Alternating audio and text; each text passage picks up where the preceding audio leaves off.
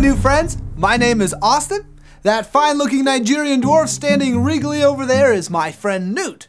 Let me start off by congratulating you all on surviving the initial plague and subsequent bombings. If you haven't heard the news, the apocalypse is finally here. Plague swept across the major cities, dead rose from their graves, yada yada yada. Now, Newt and I are packing up and heading out into the wilds. Over the next few weeks, we'd like to teach you a few things about survival as we document our journey into the apocalypse, assuming we live that long. Before we depart, I'd like to take a minute to talk about home survival kits.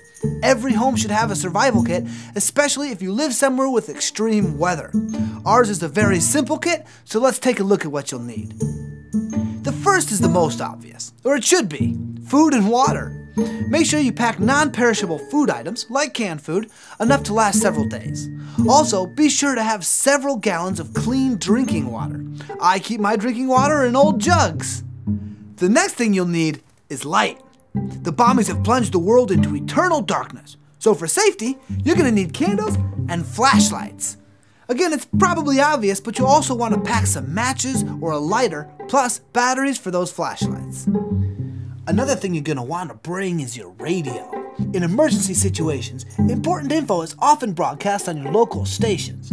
We've been listening to all the updates over the past few days.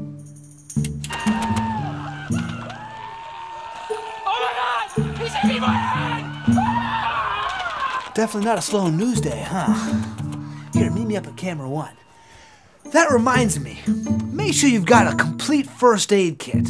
These are dangerous times we're living in, so pack your band-aids for all your boo-boos, kids. Also, make sure you've got plenty of soap and toilet paper. Nobody wants to have dirty swamp ass out in the apocalypse. And I'd like to point out that hand sanitizer is flammable, as are zombies, if you're curious. I keep all of this in a watertight container.